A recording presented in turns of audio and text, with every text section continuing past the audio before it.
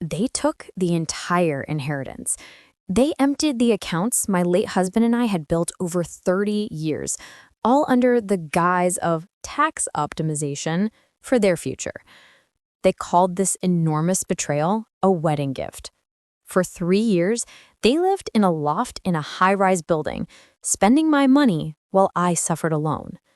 They felt untouchable, but what they didn't know was that I had a separate, silent investment that had been growing, a secret that allowed me to counterattack with absolute precision. Their dream apartment? It was about to become my most valuable asset. The minute Margaret Chen closed the deal, I was ready. If you, like me, want your son to be taught, subscribe to the channel and see my beautiful wedding gift, a 300% rent increase. The initial shock of losing my husband, George, was compounded by the swift, cold-blooded maneuver my son, Michael, and his fiancée, Mandy, executed 6 months later.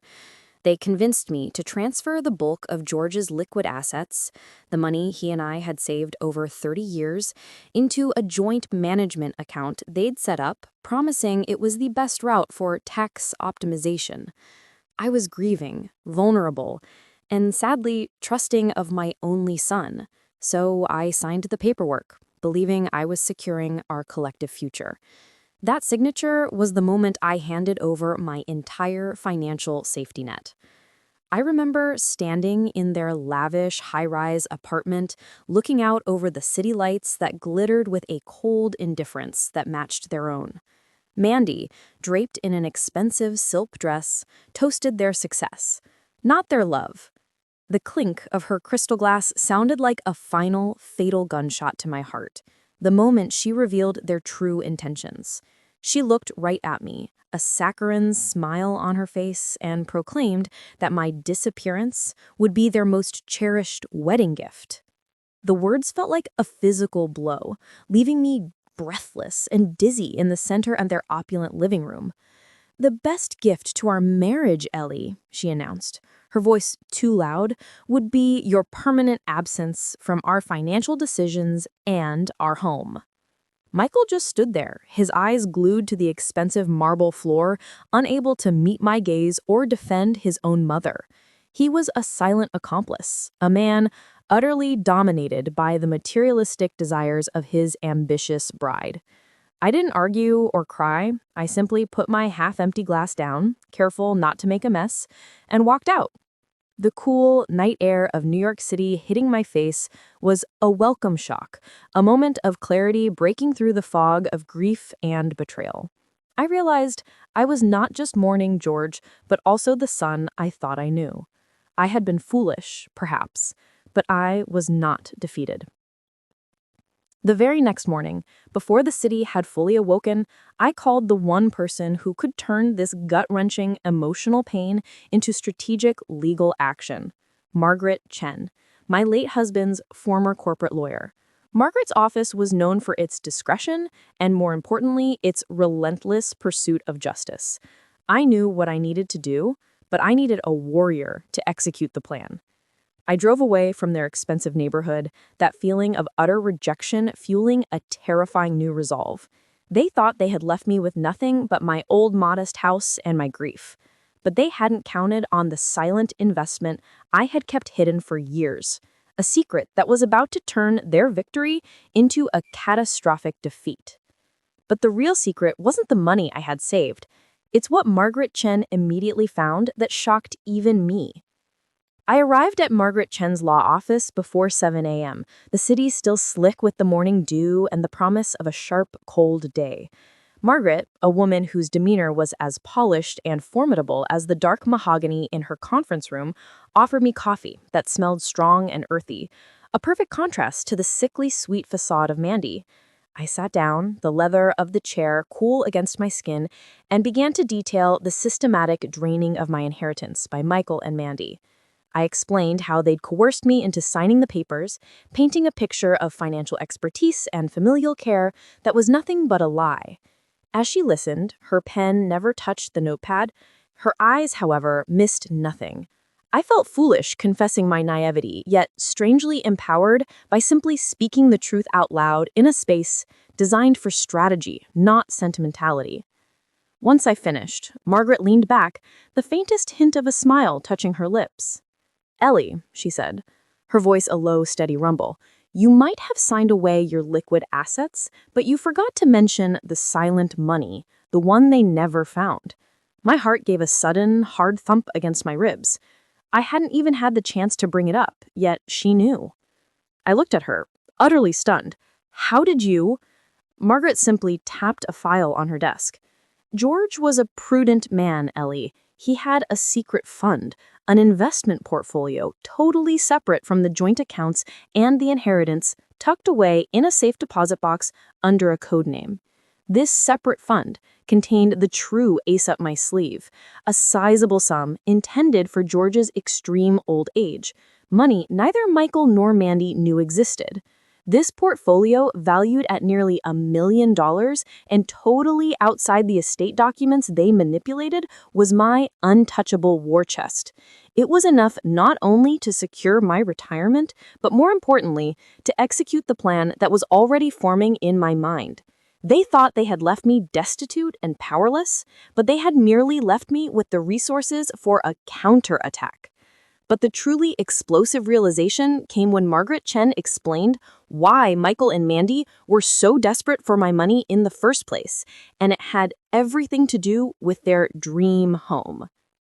Margaret's revelation about George's secret million-dollar fund was startling, but what she said next truly chilled me. "Ellie, I ran a preliminary background check on the assets Michael and Mandy acquired before the wedding." She paused, deliberately letting the tension build, her eyes meeting mine with a serious, almost warning look. They were already overextended, deeply. It turned out that Michael and Mandy's extravagant lifestyle wasn't supported by Michael's salary alone. He had taken out a massive, unsecured loan to start a business venture that quickly imploded, leaving him with significant personal debt. Mandy's lavish spending, the constant designer shopping and lavish social events, was being financed entirely on credit, pushing their debt-to-income ratio into the red zone. The wedding itself, Margaret continued, tapping the file, cost over $200,000, nearly all of it financed. They didn't steal your money for a secure future, Ellie. They stole it to cover their current, unsustainable lifestyle and to pay off past mistakes. The sophisticated, new money facade of their high-rise loft, which had always felt slightly too sterile, suddenly made perfect sense. It was a beautiful but financially hollow stage set. The details of their expenditure sickened me. While I grieved and worried about my retirement, they were celebrating their betrayal. They used my husband's hard-earned savings not just to settle their debts, but to sustain an opulent lie. Mandy's business was just an excuse to network and shop. Michael's quiet demeanor was not shame, but the fear of exposure. Margaret confirmed my darkest suspicion. They needed that inheritance to keep up the appearances, to avoid losing everything, including their high-end rented apartment. They hadn't just taken my money, they had purchased an extended period of financial relief, using my husband's legacy as their personal bailout fund. But before we could even begin discussing my countermove, a sudden call from Michael himself dropped a terrifying hint that they might already be anticipating my attack. Just as Margaret Chen was laying out the legal timeline for me to access George's secret fund, my phone buzzed violently on the polished mahogany table, a sound entirely too aggressive for the tranquil office. It was Michael. I hesitated, but Margaret gave a slight, decisive nod. She knew this was the first critical skirmish. I answered, putting the call on speakerphone so she could listen too. Michael's voice was tight, laced with barely concealed panic that sliced through his usual passive tone. "Mom, I just want to check in. I heard you were talking to people. Lawyers, maybe?" The sound of his fear was the sweetest music I had heard in months, a confirmation that their gilded cage was feeling the first tremors of instability. I kept my voice perfectly flat, offering him no comfort. "I am talking to people, Michael. Professionals. People who understand financial safety and the law." I heard Mandy gasp sharply in the background, a sound of sheer terror. Michael quickly covered the receiver, but the muffled words, "She knows about the transfer," were clear enough to confirm their immediate anxiety about the stolen inheritance. They were already sweating the details. Michael returned, his voice now artificially smooth. "Look, Mom, if this is about the wedding party cost, Mandy is so sorry. We can talk about repaying you. A little bit at a time, of course." He was still attempting to treat me like an ATM with a temporary fault, completely misunderstanding the depth of my resolution.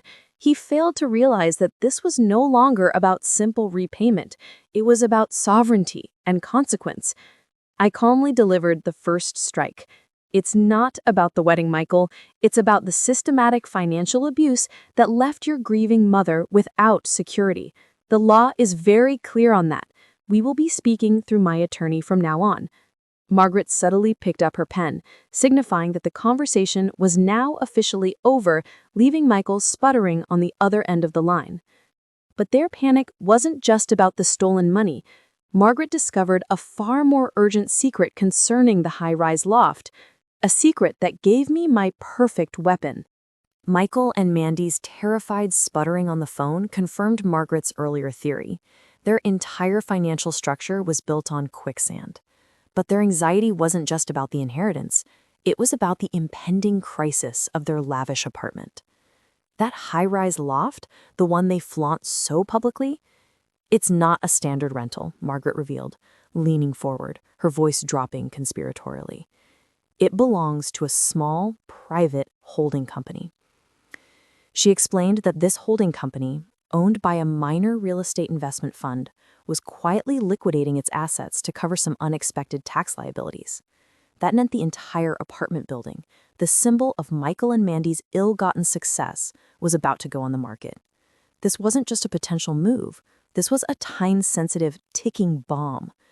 "They're renters, Ellie," Margaret pointed out, a rare, cold smile appearing on her face. "But a new owner can easily renegotiate their lease, or more simply, decline to renew it.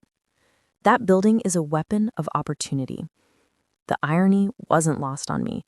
The very place they used to showcase their undeserved wealth was now their greatest point of vulnerability. The metallic, sterile scent of their expensive high-rise now smelled like weakness to me. I realized then that my secret fund wasn't just my security, it was my instrument of justice. George's $1 million safeguard was exactly the capital needed to make a strong bid on that entire building. Margaret pulled up the listing data, and the image of the sleek, modern building filled the screen, an undeniable target. The initial listing price was within my newly calculated reach. "We need to act fast, discreetly, and decisively," Margaret stressed, her words sharp and decisive. "If they catch a whisper of this, they'll find a way to obstruct it, legally or otherwise." The plot had thickened from simple financial recovery to a high-stakes real estate maneuver, a complete subversion of their power. But before we could pull the trigger on the purchase, Margaret revealed the crucial first step. We had to make Michael and Mandy believe I was utterly defeated and ready to retreat. Margaret emphasized that my immediate retreat was essential for the ambush to work. She said, "They need to taste victory, Ellie. They need to feel completely safe, certain that you've given up on the fight." The strategy was simple. Feign total surrender on the inheritance issue to shift their focus away from the apartment building. We immediately drafted a weak, almost pleading email to Michael, stating that I was overwhelmed by the legal fees and the stress of the situation. I wrote that I understood my signature had essentially validated their claim, and that I simply wished to move on with my life and secure my quiet little house. The words felt like sandpaper on my tongue, but I knew the emotional labor was necessary. The sensory detail that hit me hardest was the false sense of peace the email provided them. Within hours, Michael sent a dismissive, relieved reply, suggesting I seek counseling to deal with my grief, while Mandy followed up with a text message, no less entitled, asking if I would be willing to buy them a new, more expensive refrigerator as a gesture of goodwill. Their audacity was breathtaking, a confirmation of their bottomless greed. Their immediate, arrogant relief was precisely the distraction we needed. While they celebrated their perceived victory by likely ordering that new refrigerator, Margaret was working the phones with surgical precision, utilizing George's private fund to enter the bidding war for the high-rise building. Time was our most critical asset now. The building auction was set for the end of the month, meaning we had to move swiftly and silently. I spent the next 2 weeks living in a forced quietude, ignoring their texts and calls, focusing solely on the closing details of the property. The wait was agonizing. The silence in my own home was deafening. But every moment of quiet reinforced my determination.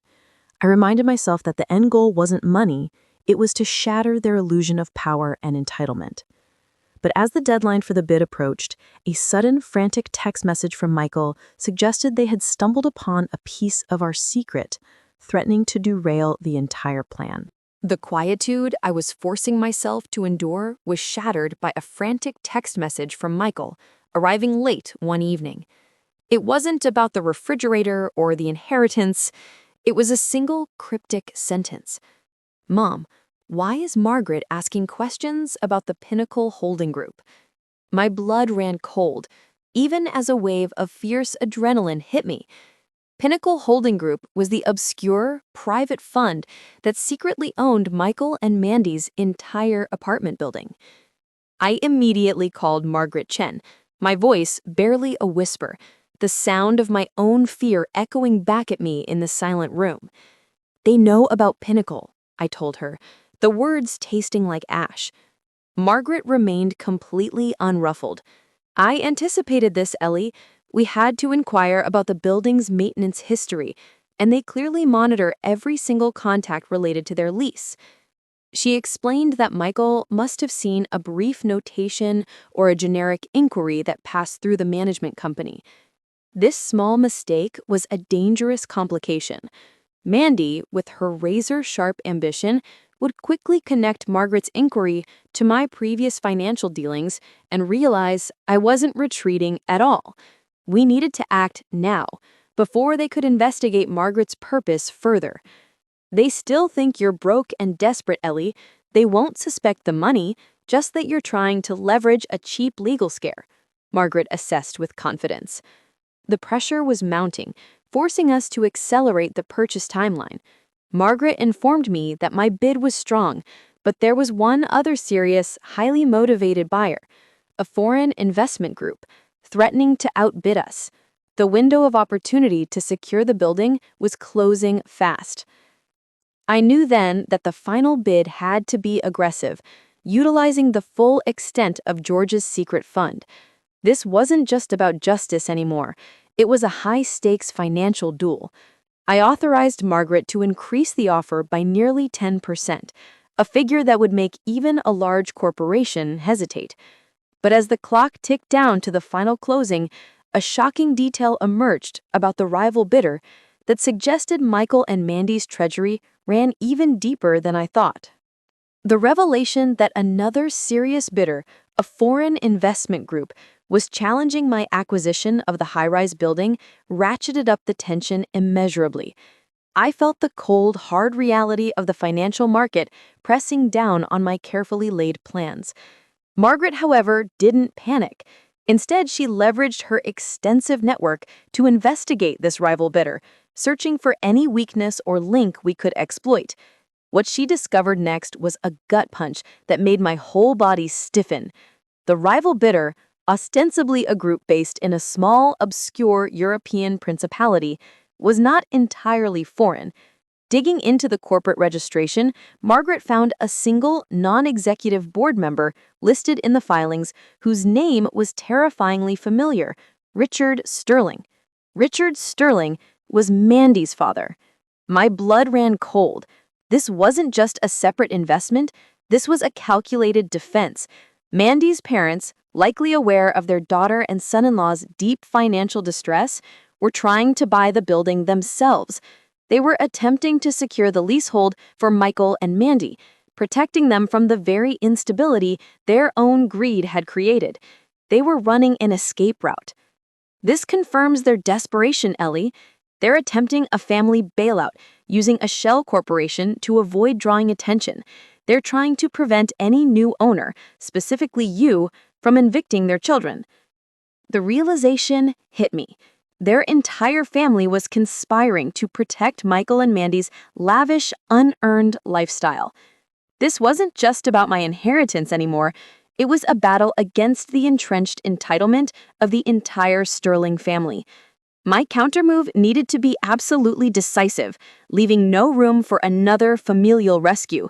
I instructed Margaret to not only match the current bid, but to increase it aggressively, well beyond the point where the Sterlings could financially retaliate. I had committed nearly all of Georgia's secret savings to this final crushing blow, but the cost was worth the strategic advantage. And then, Michael made a desperate public plea that threatened to undermine my silent victory. Just as Margaret was finalizing the paperwork for the escalated bid, a commitment of nearly every penny of George's secret savings, Michael launched his desperate public attempt to stop me. He didn't call. Instead, he posted a long, tearful video on social media, titled, "My Mother is Destroying Our Lives." The video was a masterclass in manipulation, utilizing the very digital platform Mandy used to flaunt her lavish lifestyle. Michael looked gaunt, his eyes red, appealing to the public for sympathy, twisting the truth into a story of a grieving widow gone rogue who was attempting to bankrupt her own son out of misplaced malice. He cleverly made no mention of the inheritance, focusing instead on the small, early dispute over the wedding costs and my decision to seek legal counsel. The video instantly went viral, flooding my phone with notifications and hateful comments calling me a bitter, cruel matriarch. I felt the hot, sickening burn of public scrutiny for the first time. The digital noise was deafening, a new form of emotional assault that aimed to paint me as the villain and force me to retreat through shame. Mandy, of course, shared the video with a caption about toxic family dynamics. "They're trying to leverage public opinion to freeze your assets and tie up the closing with emotional noise," Margaret stated coolly, reviewing the comments. She was unmoved by the drama, seeing only the legal maneuver. "This is a distraction, Ellie. They know they're losing the financial battle, so they're trying to win the moral one." But the public pressure was immense, threatening to break my focus. I had to remind myself of the feel of the cool air that night I walked out of their apartment, the sharp, metallic taste of betrayal that solidified my resolve. I had endured the private cruelty. I could certainly withstand this public display. We had to ignore the noise and focus entirely on the imminent closing of the deal. But just hours before the bid deadline, Margaret received an anonymous call with a piece of information about Mandy's father that completely changed our understanding of the entire conspiracy. Hours before Margaret was due to submit the final binding bid for the high-rise building, her phone rang. It was an anonymous call, no caller ID, just a muted private number. She took it in her private office, closing the heavy wooden door, the solid thud of the lock making the moment feel heavy and consequential. She then called me immediately, her voice low and sharp with professional concern. "Ellie, I just received an untraceable call. The person claimed to be a paralegal working for Richard Sterling's corporate attorney," Margaret informed me, the urgency in her tone unmistakable. The caller didn't want to get involved, but felt compelled to pass on a warning. The core of the message was that Richard Sterling was not simply trying to save Michael and Mandy, he was setting them up as financial scapegoats. The anonymous caller explained that Richard had structured the deal so that the high-rise building would be placed in a trust managed by Michael and Mandy, but only with a huge predatory loan from Richard himself. If they missed just one payment, the entire building and any residual equity would revert directly to Richard Sterling's control. It wasn't a rescue, it was a clever trap to seize a multi-million-dollar asset from his own daughter and son-in-law. This revelation was the coldest twist yet. Mandy's father wasn't running a bailout. He was running a family power grab, willing to let his daughter fail so he could consolidate his wealth. Michael and Mandy weren't just selfish, they were utterly clueless about the true predatory nature of the people around them. They were merely pawns in a much larger game of financial warfare. I felt a profound sense of grim satisfaction mingled with pity. They deserve the consequences of their greed, Margaret, I said, my voice steady. But they do not deserve to be devoured by their own family. My purpose shifted subtly. It was no longer just about vengeance, but about absolute, total control, taking the acid out of all their greedy hands, including Richard Sterling's. I gave Margaret the final order to bid, signing away the last of Georgie's secret savings, and then, the very next morning, the police unexpectedly showed up at my front door. The morning after authorizing Margaret's final, aggressive bid, I was sitting at my kitchen table, nursing a cup of coffee, feeling the exhaustion of the past 2 weeks finally setting in. I was trying to compartmentalize the enormous risk I had just taken when a sharp, insistent knock echoed through my quiet house. It was not the light rap of a neighbor. It was the heavy, decisive sound of authority. When I opened the door, 2 uniformed officers from the local precinct were standing on my porch. My stomach instantly dropped, and I felt a sudden, ice-cold rush of fear. "Mrs. Eleanor Vance?" the male officer asked, his expression serious. I confirmed my name, trying to keep my voice steady, though my hands were visibly trembling on the doorknob.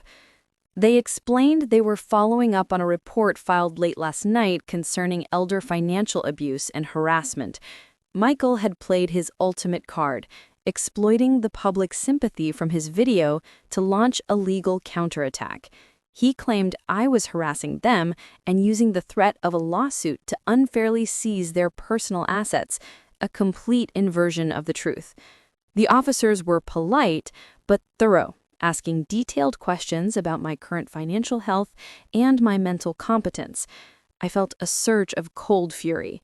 Michael wasn't just attempting to steal, he was trying to discredit my sanity and neutralize my legal standing.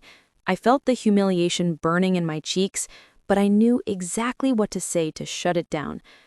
I calmly informed them that all my actions were being conducted strictly through my attorney, Margaret Chen, a name that clearly carried weight. I also stated that I was the one who had been financially victimized, and that I had all the documentation to prove it. I was sure to mention the secret sale of the high-rise was about to conclude, something that clearly surprised the officers, showing them I was far from frail or incompetent. The officers eventually left, seemingly satisfied with my composure and my reference to Margaret, but the visit was a chilling confirmation. Michael and Mandy were fully committed to fighting dirty, and I knew the next major attack would come directly from Mandy's mother, setting the stage for the true face of the conspiracy. The police visit solidified my resolve. Michael and Mandy were now fighting on purely emotional ground, trying to leverage their victim status. I knew their public attack was running on fumes, but a different threat soon arrived, far more sophisticated. Barbara Sterling, Mandy's mother. Barbara, who lived across the country, arrived unannounced, pulling up to my modest home in a sleek, silent black sedan. Barbara was the original architect of Mandy's entitlement, and she carried the chilly, sterile air of old, protected money. She sat across from me in my quiet living room, refusing my offer of tea. Her perfume was overwhelming, a cloying, expensive scent that felt oppressive in the small space. She didn't waste time on pleasantries. "Ellie, you need to call off your lawyer and stop this real estate nonsense. You're embarrassing Michael and ruining Mandy's chance at a society wedding." She spoke of the inheritance as if it were simply a misplaced purse, something I should passively return to her daughter. "Mandy deserves this security. She's worked hard to position herself socially, and your late husband's money was meant to solidify their place." Her words, delivered with chilling conviction, confirmed that the theft was viewed not as a crime, but as a necessary financial arrangement. I looked directly into her cold eyes. Barbara, the only thing that's being ruined here is your daughter's illusion of inherited wealth. My husband's money was meant for our old age, not for funding Mandy's fragile social status. Her face tightened, the expensive makeup momentarily failing to hide her fury. You can't win this, Ellie. We have resources you can't imagine. Barbara ended the visit with a direct, chilling threat, subtly referencing the building bid. If you continue to be reckless with your assets, we will ensure that Michael is secured, but you will be left with nothing but regrets. As her sedan pulled away, the silence felt heavy, but I now understood the full scope. This was a family war, and my opposition wasn't just my son, but the entrenched entitlement of the entire Sterling clan.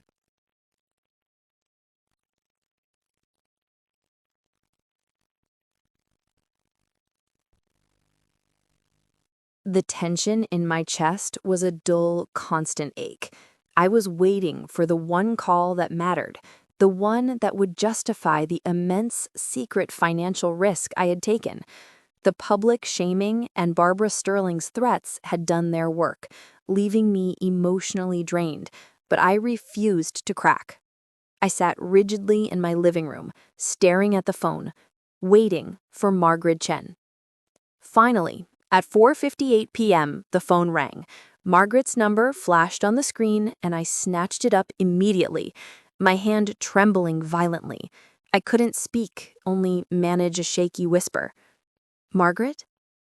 She didn't waste a single moment on small talk, her voice cutting through the anxiety with calm professional authority. "It's done, Ellie," she announced.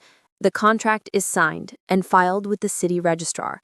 The funds from the Vance Trust, your personal secret fund, have been successfully transferred to Pinnacle Holding Group." A sudden wave of powerful relief washed over me, so intense it made my head spin. I closed my eyes, the smell of the stagnant air in the room suddenly feeling clean and fresh. "We won the bidding war," Margaret confirmed. "The Sterling family was aggressive, but we outbid them by a significant margin. They withdrew their offer immediately once they realized they couldn't compete with the final figure." The thought of Richard Sterling's face when he saw my final, devastating offer, funded by the money they never knew existed, sent a jolt of fierce satisfaction through me. "Congratulations, Ellie," Margaret said, with the slightest hint of warmth in her voice. "You are officially the sole owner of the entire high-rise building at 550 Riverside Drive, the property where your son and daughter-in-law currently reside." The words hung in the air, tasting of sweet, hard-won victory. The weapon of opportunity was now firmly in my grasp. I had secured the property and crushed the Sterling conspiracy, but the greatest challenge lay ahead: delivering the eviction notice and the 300% rent increase without giving away the secret of the sale. The feeling of owning the very ground Michael and Mandy walked on was intoxicating, yet deeply sobering. Margaret stressed that the next step had to be handled with extreme care to maintain the illusion that the purchase was done by a distant, ruthless corporation and not by their supposedly defeated mother. They still had to believe I was out of the fight. Margaret devised a brilliant plan. The initial contact wouldn't come from me or her, but from a generic legal firm she often partnered with, specializing in property management transitions. The letter, delivered by certified mail, was cold, professional, and entirely impersonal. It simply stated that the building had changed ownership and that their existing lease terms were under review. The very next day, I received 2 frantic calls that I immediately sent to voicemail. Mandy followed up with a text, her usual entitled tone replaced by whining desperation. "Ellie, did you hear about the building? The new owner is some cold corporation. Michael is having a meltdown. This is terrible timing." She didn't realize she was complaining to the new owner herself. I could almost feel the cold knot of anxiety tightening in Mandy's stomach as her sense of security evaporated. They had spent 3 years living untouchable, convinced their loft was a symbol of their success. Now that symbol was a potential guillotine, all because of an unknown entity they couldn't manipulate. Their power had been completely subverted. Margaret confirmed that the anonymous legal team had scheduled a tenant information session for the following week. This meeting was the perfect stage to introduce the consequence, the rent increase, but still keep my identity as the owner a secret. We were moving closer to the climax, but the true plot twist was still safely hidden. But before the tenant meeting, a desperate action by Michael on social media gave Margaret an unexpected and powerful legal advantage. Just as Margaret and I were finalizing the details for the tenant meeting, Michael delivered an unexpected gift, not to me, but to Margaret's legal strategy. Desperate to regain public sympathy and portray me as a tyrannical figure, he updated his social media video, revealing specific, proprietary details about the inheritance dispute that only he and Mandy knew. He used highly specific financial terminology to try and sound knowledgeable. His intent was to show the public that I was using complex legal maneuvers to fleece him. But in doing so, he made a catastrophic mistake. He violated the non-disclosure agreement, NDA, he and Mandy had signed with my late husband, George, years ago, which covered any public discussion of the family's financial trusts and planning. The irony was stomach-turning. He tried to win a moral battle by losing a legal one. Margaret was immediately ecstatic. "Ellie, this is gold.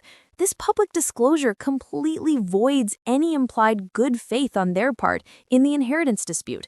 It demonstrates malice and a clear disregard for legal agreements," she explained, the sharp thwack of her hand hitting the desk underscoring her excitement. This breach gave us an immediate and undeniable legal advantage. Crucially, the NDA violation would allow us to legally discredit Michael's earlier police report about harassment as a malicious and retaliatory action. He had shown that he was willing to violate contracts simply to wage a public vendetta. This wasn't just a win, it was a character assassination delivered by Michael himself. Margaret advised me to remain completely silent on the NDA breach for now. The information was too valuable to reveal prematurely. It was a tool to be used only if Michael or Mandy tried to legally challenge the impending rent hike or their eventual eviction. The pressure on them was building to a breaking point, and they were making the worst kind of mistakes under duress.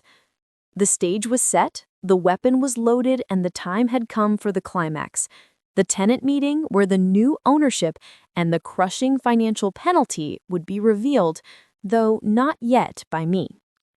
The day of the tenant information session arrived, and the anticipation was almost unbearable. Michael and Mandy had been silent since the NDA breach, likely distracted by the sheer effort of maintaining their crumbling facade. The meeting was held in the building's sterile, unused ground floor conference room, a space that always smelled faintly of new carpet and cold air conditioning. Margaret and I agreed I should not attend. The reveal had to be delivered by the anonymous third-party law firm, further cementing the idea that the new owner was an impersonal, untouchable corporation. Mandy, however, insisted on attending. She needed to know who the new owner was, convinced she could charm or manipulate them into honoring her existing favorable lease terms. I received a blow-by-blow account from one of Margaret's trusted associates who was discreetly observing the meeting. Mandy arrived draped in a new bright yellow designer coat, projecting an air of false confidence. Michael, predictably, hung back, his hands visibly twisting in front of him. They were the picture of nervous entitlement. The partner from the third-party firm, Mr. Davies, an exceptionally dry and serious man, opened the meeting with professional coldness. He confirmed the property had been sold and all existing leases were now under review by the new management. He then slid the first crushing piece of paper across the table to Michael and Mandy, the official notice of lease renegotiation. The room, which had been buzzing with nervous chatter, fell into a suffocating silence when Mr. Davies outlined the terms.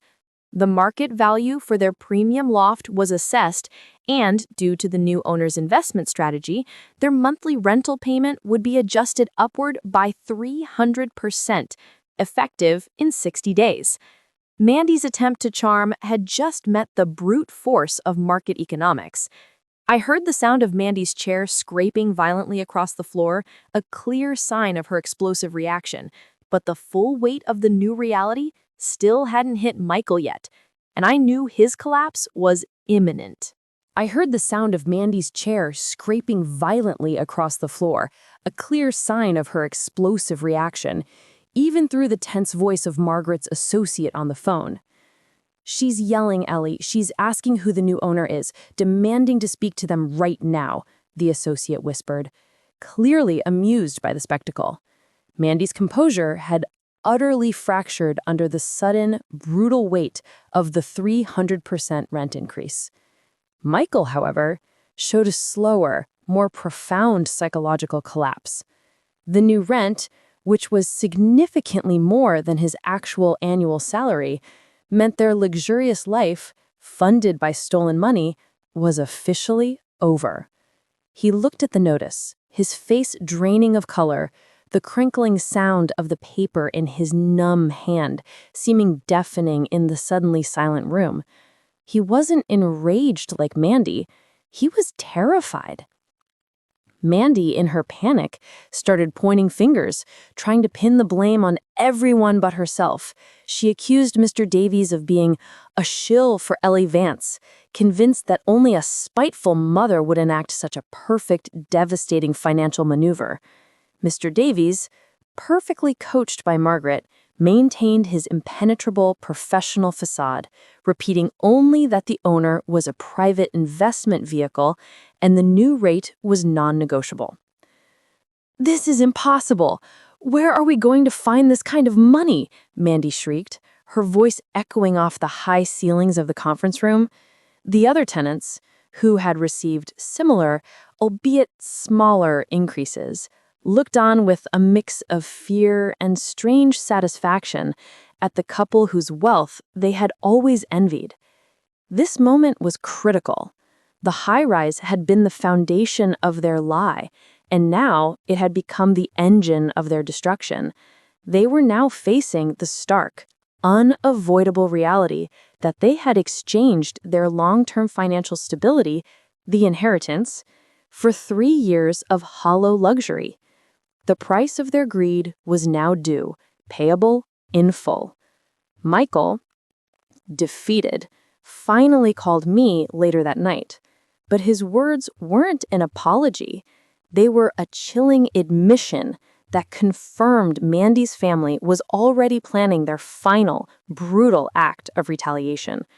Michael's call came late that night. He was clearly drunk and utterly broken, his voice muffled and thick with self-pity, a stark contrast to his earlier public bravado. He didn't call to apologize for the years of emotional and financial abuse.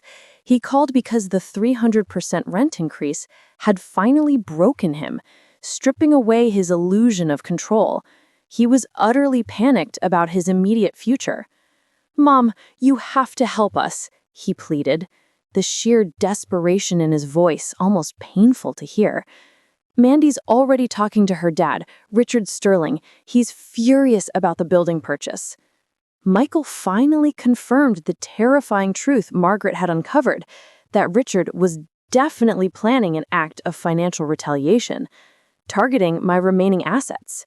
Michael wasn't worried about my well-being. He was worried about being caught in the crossfire. He admitted that Richard had told Mandy he would use a legal loophole to freeze any liquid assets I still possessed, under the pretense of investigating potential fraud related to George's estate. He wanted to tie up my entire financial life, ensuring I had no further capital to wield against them. The chilling reality was that they were planning a second, coordinated attack. The real gut punch came next. Michael, in his drunken stupor, confessed the details of the stolen inheritance. how Mandy had meticulously forged George's signature on certain papers while I was heavily medicated and grieving. The sound of his shaky voice admitting the crime finally gave me the cold, hard proof I needed to totally dismantle their case, not just emotionally, but legally. "She made me do it, Mom," he whimpered, the age-old excuse of the week. "She said it was the only way we could afford the life we deserved." I hung up the phone then, feeling a profound sense of closure. I finally had the evidence of fraud and the confirmation that my counterattack was fully justified. I had the evidence and the building, but Michael's drunken call had given Mandy the perfect opportunity to launch a final, desperate, and very public act of sabotage against me. Michael's drunken confession was a powerful tool, but it also had an immediate, disastrous consequence. He had been so focused on his own terror that he didn't realize Mandy was listening on the extension, instantly aware that I now possessed the verifiable proof of their fraud. Knowing the building was lost and the fraud was exposed, Mandy launched her last, most vicious attack, a final, desperate act of sabotage. Within the hour, Mandy used the access to Michael's social media account to post a devastating, fabricated farewell letter from me. She wrote in my voice, detailing how the stress of the lawsuits had broken me and how I was choosing to step back from the world entirely, implying a complete nervous breakdown. She even included a digitally altered photograph of me looking distressed. This public display of malice was designed to do two things: further discredit my mental stability ahead of any legal challenge, and, more importantly, freeze the transfer of the building's ownership. Her theory was that if the city believed the new owner was mentally incompetent or unstable, they might temporarily halt the legal recording of the deed to the property. The public reaction was instantaneous and explosive, filled with feigned concern and real condemnation. Margaret, however, was on top of it immediately. She called the public relations firm she used for high-profile clients, recognizing the attack as a desperate legal maneuver disguised as family drama. "Mandy's throwing everything at the wall, hoping something sticks," Margaret noted, her voice steel cold. Margaret assured me that the deed was already in the final stages of recording, and a malicious social media post, no matter how viral, could not override a finalized real estate transaction. But the sheer cruelty of the attack, leveraging the deepest fears of her family, left a bitter, metallic taste in my mouth. They were truly beyond redemption. The public social media frenzy had peaked and was already beginning to fade, failing to stop the official recording of the deed. The building was officially, legally mine. The final act of this financial drama was scheduled for the next morning, a highly formal and highly theatrical meeting in Margaret Chen's office. This was where the final, devastating piece of the puzzle would be dropped. Margaret sent a terse, non-negotiable email to Michael and Mandy, demanding their presence to discuss the final financial settlement of the estate and to address the new landlord's drastic rent increase. The email was a masterful blend of truth and deception.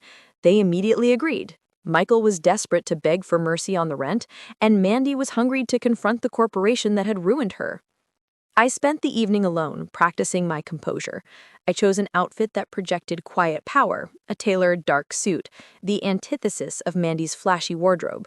I wanted to exude unshakable, cold financial competence. As I drove to Margaret's office the next morning, the dull ache of grief was finally replaced by a fierce, steady resolve. This wasn't revenge. This was justice delivered with interest. They arrived precisely on time, an unusual display of promptness driven by sheer terror. Mandy was pale, her usual loud energy replaced by a brittle, aggressive tension. Michael looked utterly defeated, staring at the floor. They sat across the polished mahogany table from Margaret, leaving the seat next to me conspicuously empty, utterly unaware that I was the new, ruthless corporate owner they feared. Margaret began the meeting with the solemnity of a judge. She went through the legal formalities, laying out the timeline of the fraudulent transfer of the inheritance and Michael's subsequent violation of the NDA. The room was heavy with silence, the only sound the low, steady whir of the air conditioning, a perfect setting for a final confrontation. Margaret had finished laying out Michael's legal breaches and the proof of Mandy's fraud, the evidence of the forgery now resting silently in a thick folder on the table. The atmosphere was thick with dread, But Mandy's arrogance was a shield she refused to drop. Before Margaret could transition to the final devastating reveal, Mandy turned to me, her eyes flashing with contemptuous pity. She spoke in a low, poisonous tone, as if addressing a senile relative. "Look, Ellie, you've wasted enough of Michael's time. You clearly don't have the mental fortitude for this, and your little lawyer is desperate." She then delivered the ultimate command, the one meant to truly humiliate me. "Just sign the document Margaret prepared, sign your complete retreat, and we might consider letting you see your grandchildren once a month. Now be a good mother and end this." That was the last straw. The offer to use my potential contact with my own family as leverage was a sickening reminder of their total lack of humanity. I slowly rose from my chair, the smooth, dark wool of my suit jacket feeling like armor. My hands, which had trembled in previous meetings, were now perfectly steady. Michael finally looked up, confusion etched on his face, wondering why I was standing. Margaret Chen gave me a subtle, almost imperceptible nod. It was time. I looked Mandy directly in the eye, savoring the moment. "There will be no retreat, Mandy," I said, my voice low, clear, and utterly devoid of emotion. "And there will be no negotiation for my time with family." I didn't just state the fact. I placed the certified deed, the official property transfer document for 550 Riverside Drive, on the table right in front of them, sliding it next to the notice for the 300% rent increase. The sight of my full name, Eleanor Vance, printed clearly as the sole new owner and landlord of the entire high-rise, hit them with the force of a physical blow. Michael let out a terrifying, guttural sound, a sound of utter defeat and shame, as he finally understood the profound catastrophe he had invited. He wasn't looking at the deed.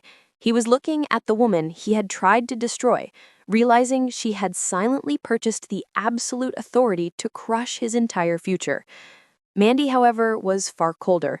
Her face, which moments before had been etched with arrogance, contorted into an expression of pure, unadulterated shock, her jaw clenching so hard I could hear the faint click of her teeth. She snatched the deed, her eyes scanning my name, Eleanor Vance, over and over, desperately searching for a legal loophole or a mistake. "This is impossible. Where did you get this kind of capital?" she hissed, her voice a raw, desperate whisper. It was the only moment of genuine, unfiltered fear I had ever seen from her. Margaret Chen calmly slid George's secret trust documents across the table. "This money was always hers, Mandy. She simply deployed it more intelligently than you did the stolen inheritance." I looked at them both, feeling a deep, quiet sense of justice settle in my core. "The inheritance you took was your wedding gift, Mandy. My purchase of your building and the 300% rent increase you now face is mine." I allowed the full weight of the numbers, the crushing, unavoidable financial reality to sink in. They had squandered their security on 3 years of luxury. I had invested my secret savings to secure a lifetime of power over them. Michael finally crumbled, burying his face in his hands, defeated not by an anonymous corporation, but the mother he betrayed. Mandy, however, found one last reserve of venom.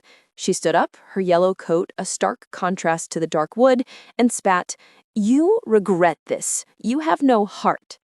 I simply looked at her, entirely unmoved, and delivered the final truth. "I regret signing the paper you put in front of me while I was grieving, but I do not regret teaching you both this lesson. Financial security is never a gift. It is earned through prudence and integrity. You chose greed and entitlement, and now you will pay the market price." Then Margaret escorted them out, leaving only the scent of Mandy's expensive, now ironic perfume.